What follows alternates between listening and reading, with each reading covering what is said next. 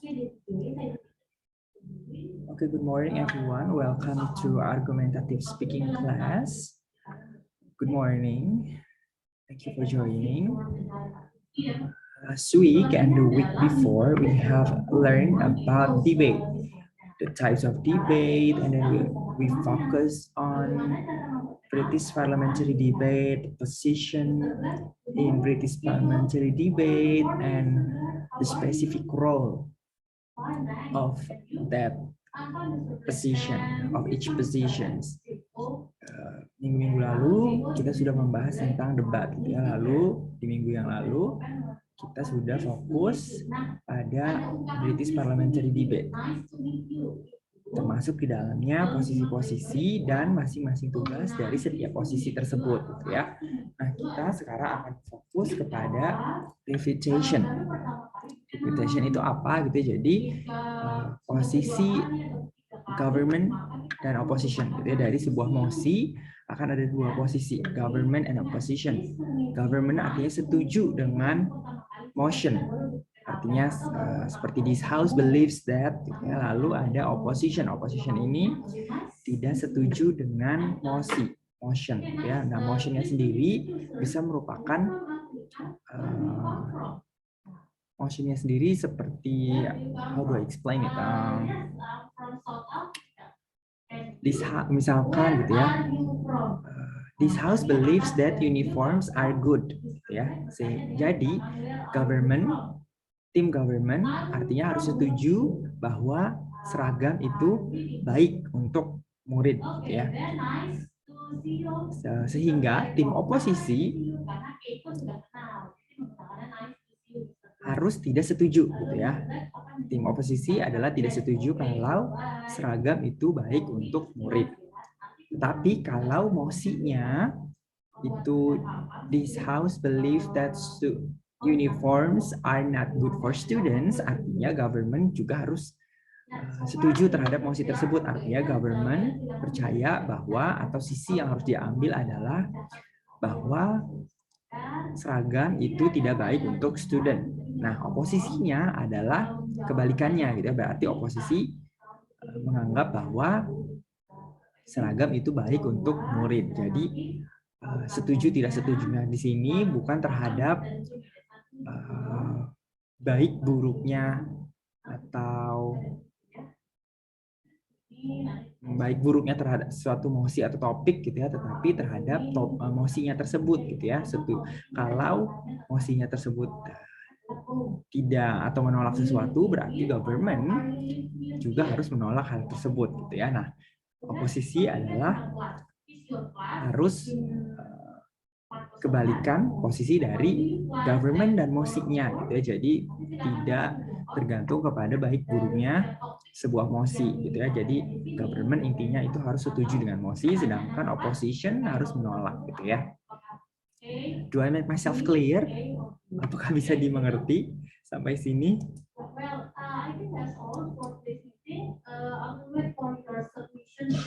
Apakah bisa dimengerti? Bisa, Oke, thank you. Berikutnya, gitu ya, saya akan masuk ke di pertemuan ini kita akan membahas tentang refutation. Apa sih itu refutation, gitu ya? Refutation adalah counter argument, gitu ya. Jadi merupakan attack against the other team's argument. Jadi adalah serangan terhadap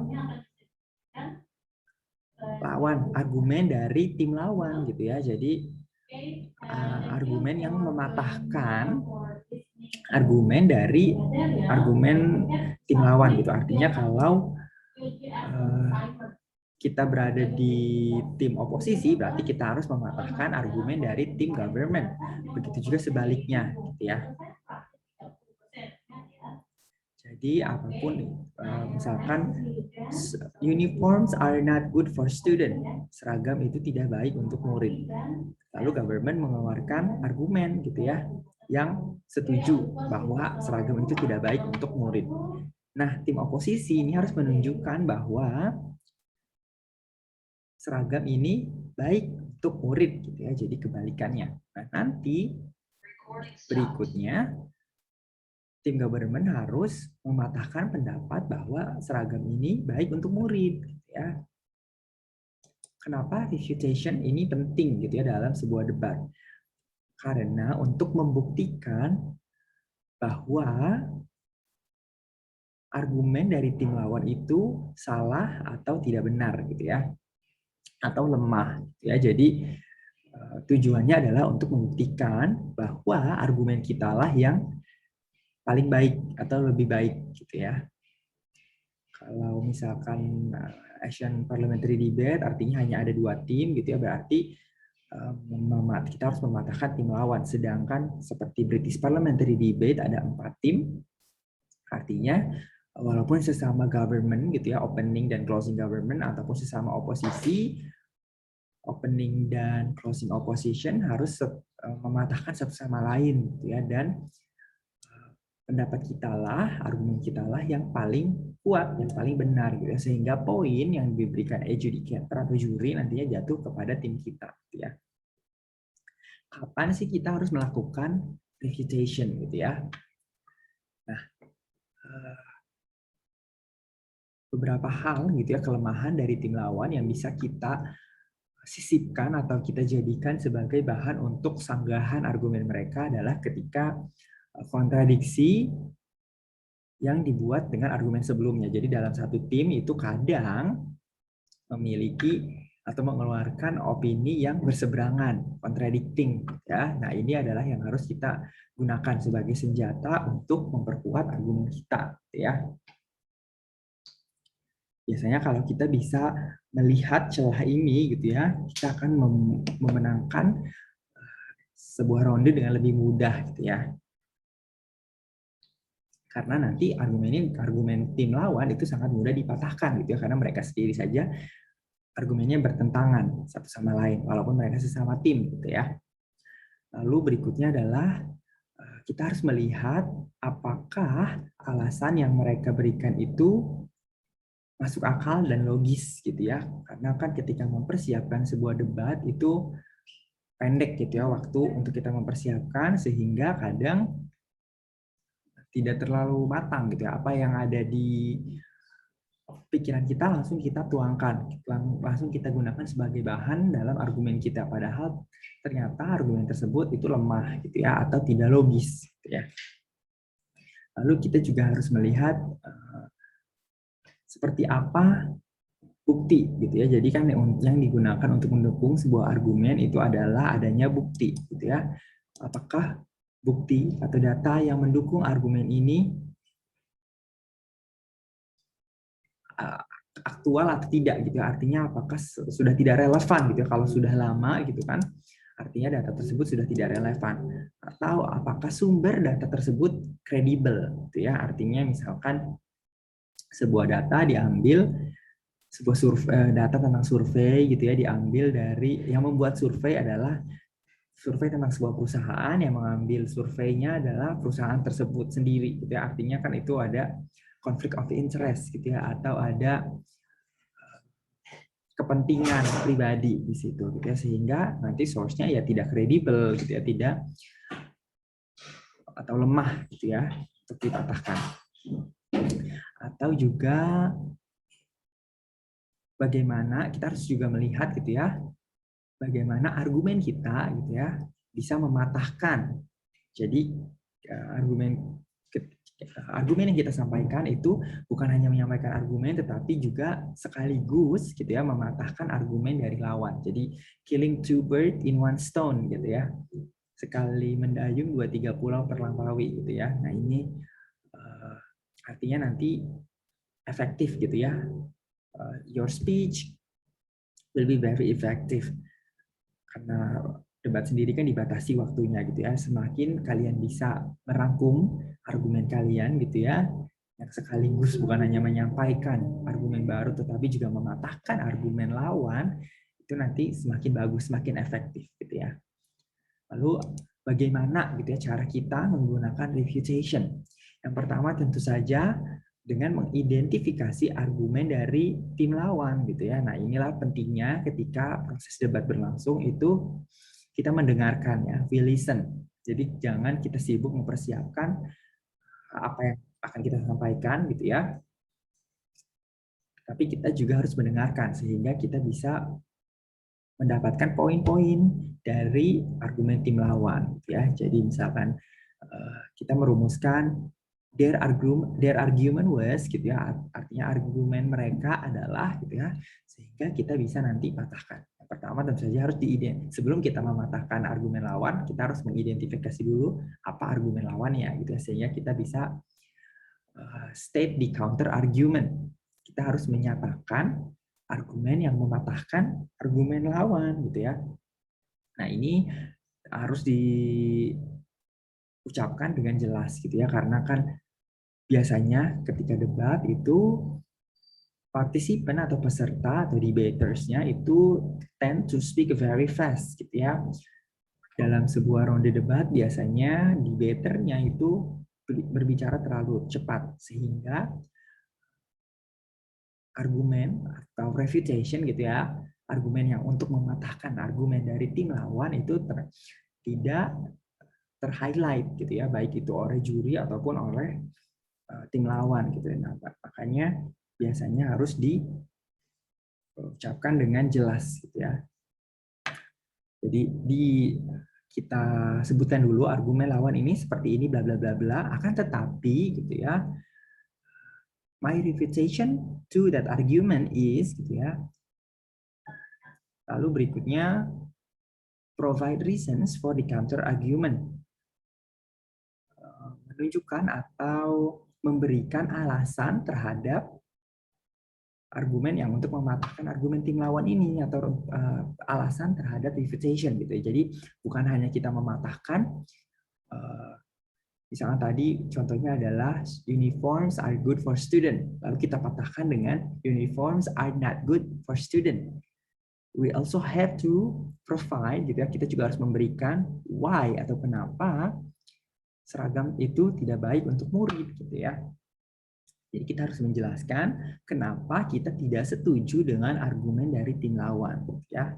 Lalu berikutnya menunjukkan mengapa argumen yang kita berikan untuk mematahkan argumen tim lawan adalah lebih penting gitu ya dari argumen tim lawan sendiri gitu ya. Sehingga gitu, jadi seperti kita simpulkan di sini. Ini ada contohnya ya. Jadi tadi dari topik yang sudah saya gunakan sebagai contoh dari tadi, TBH ini artinya this house believes. Kalau TBH, to be honest, jujurly, kalau TBH, T ya, this house believes that school uniforms are good for student. Artinya pemerintah mempercayai bahwa seragam sekolah itu bagus untuk murid gitu ya. Lalu ternyata ketika kita memperhatikan, artinya tim government kan harus setuju dengan motion ini gitu ya. Tetapi ketika kita mendengarkan argumen dari tim government, ternyata mereka tidak memberikan bukti gitu ya, yang mereka si prime minister gitu ya, kalau dalam British parliamentary debate, prime minister dari opening government itu tidak memberikan bukti gitu ya, jadi dia hanya muter-muter saja mungkin ya, si uniform are good for student-nya ini argumen yang disampaikan terhadap mosi ini tuh muter-muter saja, atau dia terlalu fokus terhadap POI atau point of information ya. Point of information adalah biasanya yang digunakan oleh tim opening atau dalam British parliamentary debate, opening government-nya itu speaker pertama dari opening government adalah prime minister gitu ya. Jadi dia harus setting, they have to set the ground gitu ya, dari mosi ini akan dibawa kemana gitu ya, sehingga dia harus menyampaikan banyak informasi. Sekolahnya apa, misalkan sekolahnya sekolah apa dulu gitu ya, apakah sekolah swasta atau sekolah negeri gitu ya. Lalu studentsnya ini apa dulu, apakah college atau university student gitu ya, atau high school student atau elementary student. Jadi dia prime minister dari tim opening government ini fokus kepada POI-nya saja atau point of interest. menyeting poin-poin tersebut, gitu ya. Sehingga ketika sampai pada argumennya, dia tidak menyampaikan bukti yang mendukung dari argumennya tersebut. Nah, kita sebagai tim oposisi, gitu ya, kita harus menyampaikan. Artinya adalah my reputation to this di sini adalah musiknya tersebut, gitu ya, is that they di sini adalah team government don't have any evidence. Mereka tidak mempunyai bukti, gitu ya, bahwa bukti apa, gitu ya, bukti bahwa seragam sekolah itu baik untuk murid, gitu ya. Sehingga, gitu ya, I disagree, saya tidak setuju with their arguments. Saya tidak setuju dengan argumen mereka karena because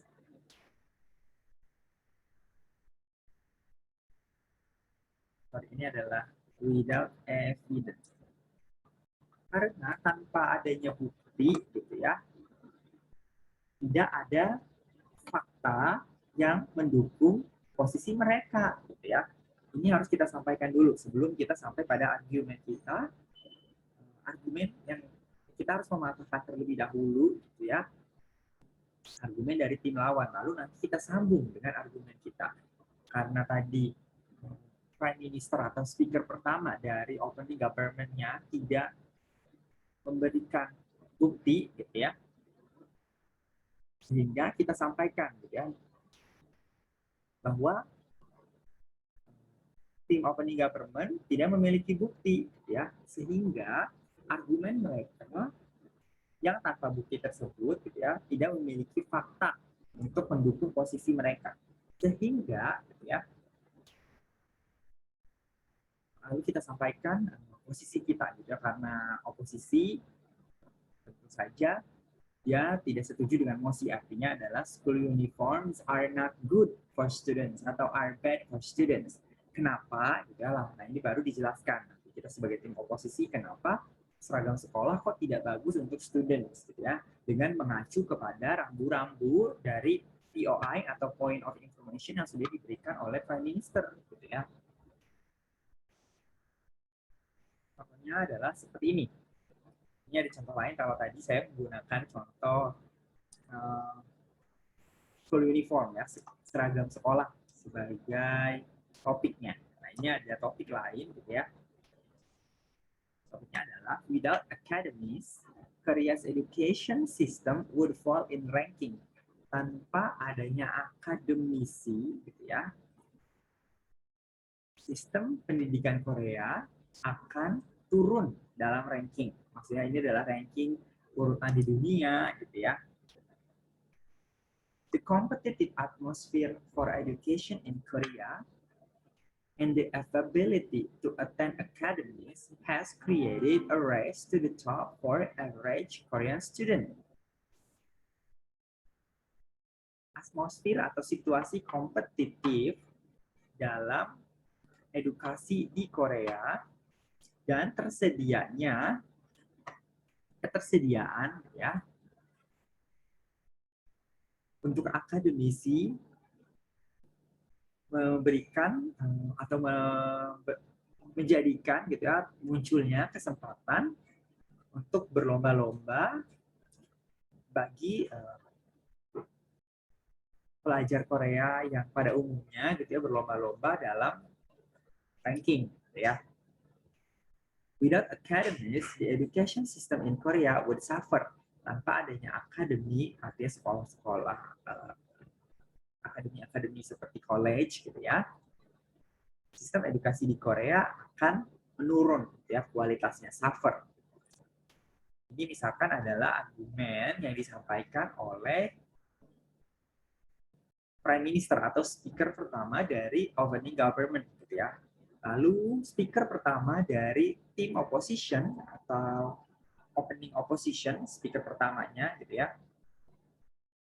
deputy leader of the opposition, speaker pertama dari opening opposition adalah deputy leader, leader of the opposition. Nanti speaker keduanya adalah deputy leader.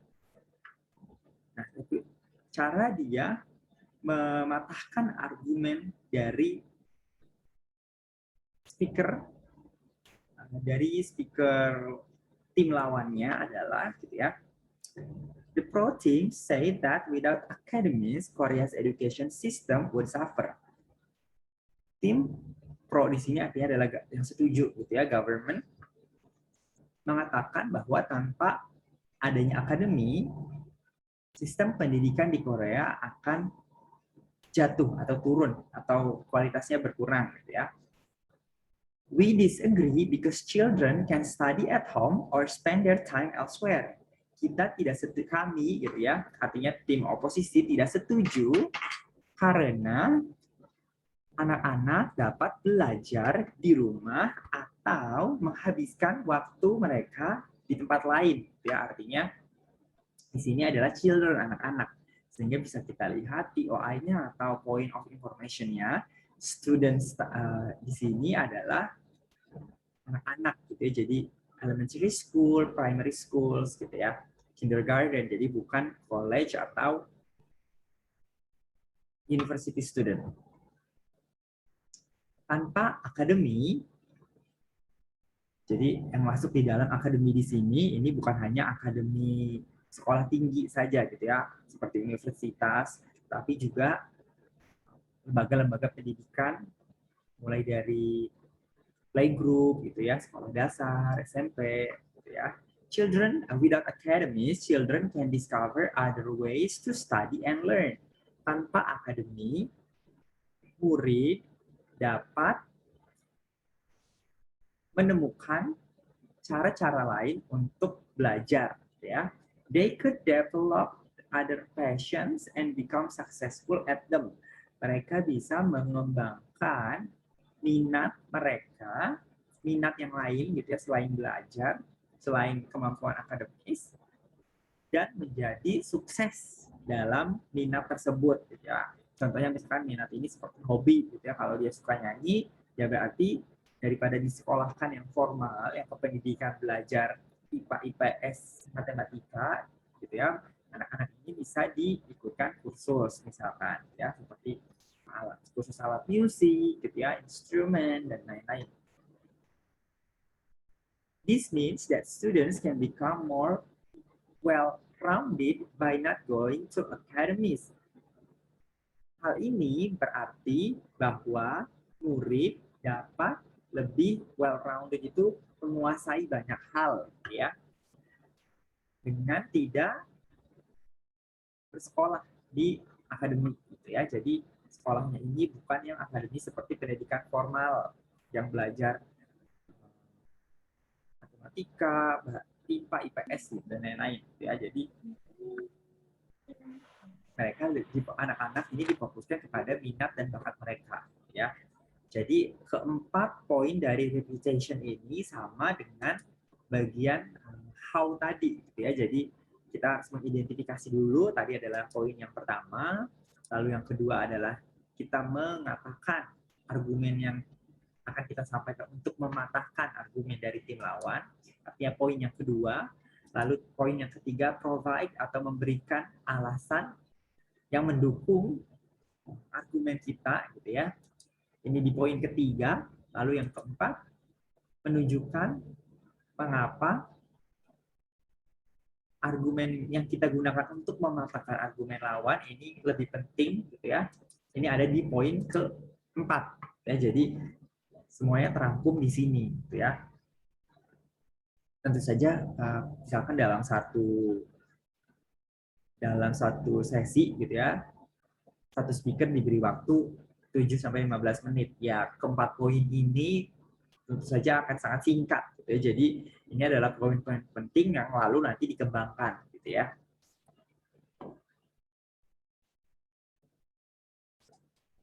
Lalu hal yang perlu diperhatikan ketika menyampaikan refutation adalah gitu ya. Jadi refutation is not just a quick response. Refutation itu bukan atau counter argument, argumen untuk mematahkan argumen lawan itu bukan respon cepat gitu ya. Artinya seperti ketika setelah lawan memberikan school uniform are good for student. No, bukan seperti itu ya. Bukan kita menyela gitu ya atau bahasa yang kita gunakan itu tidak ada intinya, jadi hanya sekedar no saja, tetapi tidak ada alasan yang mendukung, juga jangan seperti itu, gitu ya.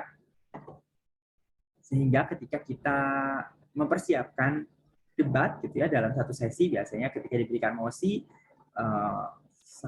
tim atau peserta debat akan diberikan waktu beberapa menit, gitu ya, 5-15 menit untuk mempersiapkan apa yang akan mereka sampaikan sesuai dengan posisi timnya, gitu ya. Nah, ketika mempersiapkan tersebut, gitu ya, you have to have a very well planned and thought out structure. Jadi kita harus mempunyai struktur yang direncanakan dengan baik, gitu ya, dan kita pikirkan betul-betul, kita pikirkan dengan matang-matang untuk membuktikan bahwa argumen dari tim lawan itu salah. Artinya, gitu ya, kita harus bisa seperti memprediksi apa yang akan disampaikan tim lawan terhadap satu mosi, gitu ya. So we have to put ourselves in both shoes. Kita harus melihat mosi itu dari dua sisi, walaupun kita ditempatkan pada posisi oposisi, ya, gitu. Misalnya artinya kita tidak setuju dengan mosi, kita juga harus bisa kira-kira memprediksi, gitu ya, memprediksi kira-kira tim government atau tim yang setuju dengan mosi ini akan menyampaikan argumen apa, sehingga ketika kita bisa memprediksi, kita bisa menggunakan prediksi tersebut untuk mematahkan argumen lawan, gitu ya. Jadi ketika kita mempersiapkan sesi, kita juga sambil merangkai, gitu ya, apa yang akan kita sampaikan untuk mematahkan, bukan hanya argumen yang akan kita sampaikan untuk mendukung mosi, tetapi juga argumen yang akan kita gunakan untuk mematahkan argumen lawan. Jadi ini seperti, jadi kita berperan seperti lawyer, gitu ya, atau pengacara. Pengacara itu kan tidak selalu berada di pihak korban, gitu ya. Kadang banyak juga, gitu ya, pengacara yang harus membela tersangka atau terdakwa, gitu ya. Jadi pengacara ini juga harus bisa melihat sisi-sisi yang bisa mendukung terdakwa atau tersangka. Artinya terdakwa atau tersangka ini kan salah, gitu ya.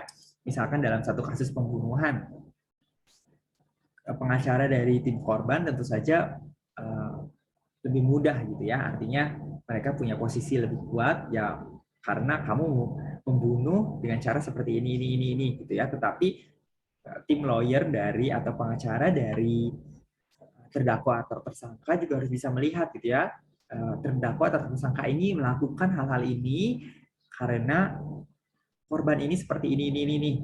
Kejadiannya, situasinya seperti ini. Jadi tindakan pembunuhannya itu tidak sengaja, misalkan, gitu ya.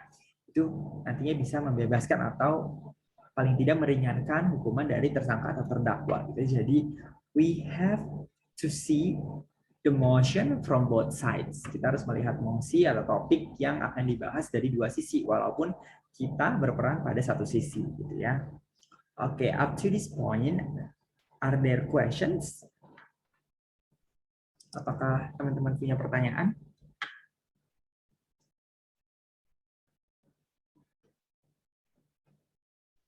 Ada pertanyaan? Sure, Mira. Saya mau tanya di contoh refutation tadi, apakah kita tidak perlu meng-highlight evidence juga di refutation? Karena di refutation, contoh refutation tadi saya tidak lihat adanya evidence. Oke, saya tampilkan lagi ya. Nah, tadi kan poin, gitu ya, bagaimana cara kita menyampaikan refutation. Ini adanya provide reasons for the counter. Nah, reasons ini adalah alasan, gitu ya.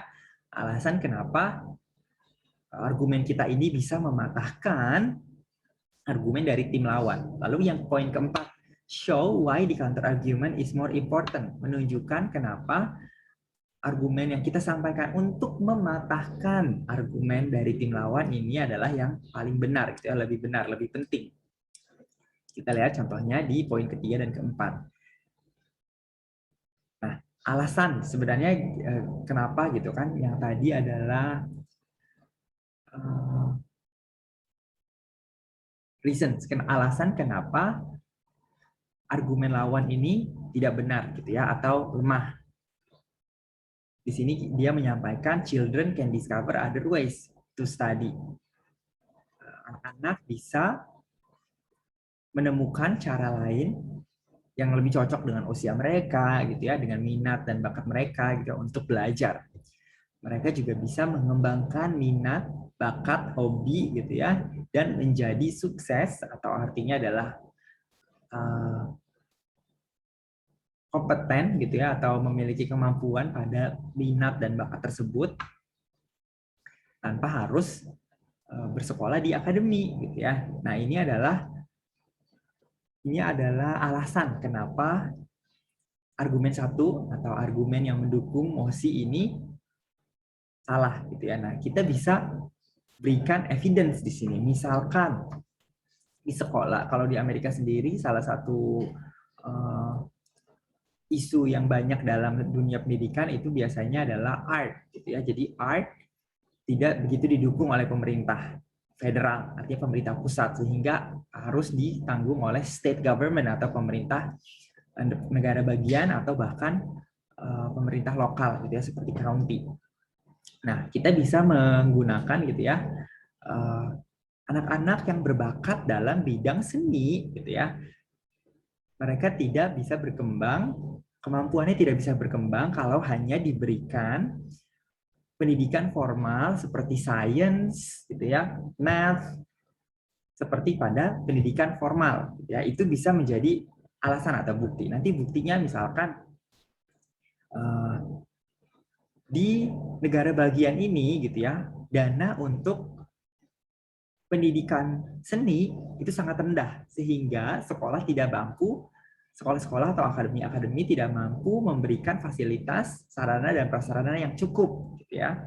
Sehingga anak-anak yang seharusnya bisa sukses atau bakatnya bisa dikembangkan gitu ya dalam bidang seni tidak bisa berkembang gitu ya, sehingga ketika dewasa mereka sulit mendapatkan pekerjaan karena misalkan tidak bisa masuk universitas karena secara akademis nilai mereka rendah gitu ya, dan lain-lain. Nah, itu merupakan buktinya gitu ya di situ. Jadi seperti tadi yang saya bilang, ini hanya poin-poin saja karena dalam satu waktu gitu ya, satu waktu yang dialokasikan untuk satu speaker itu biasanya 8-15 menit. Tentu saja 4 poin ini sangat pendek gitu ya, masih akan sangat banyak waktu tersisa dari waktu yang disediakan oleh adjudicator, sehingga ini bisa dikembangkan gitu ya. Nah, evidence-nya tadi seperti yang saya jelaskan itu bisa kita gunakan atau kita sisipi pada poin 3 gitu ya, dan poin 4 di situ. Jadi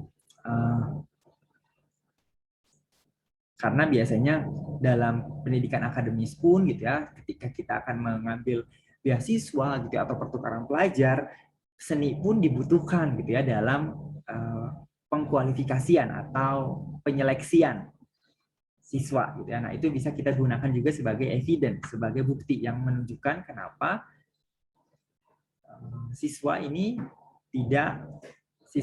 kenapa siswa tidak mesti bersekolah di akademi atau pendidikan formal gitu ya, karena bakat mereka tidak diasah di pendidikan formal. Nah, seperti itu. Jadi bisa kita gunakan di situ. Harus tetap kita sisipkan di poin ketiga atau keempat. Do I make myself clear, Mira? Yes, sir. Thank you, sir. Oke, thank you so much. Apakah ada pertanyaan lain?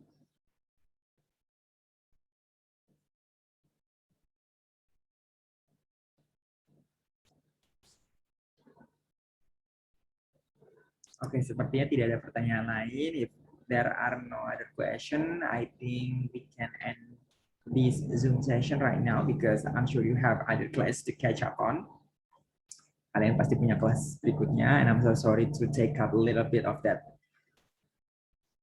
time ya, karena tadi kita mulai agak sedikit telat. Kembali lagi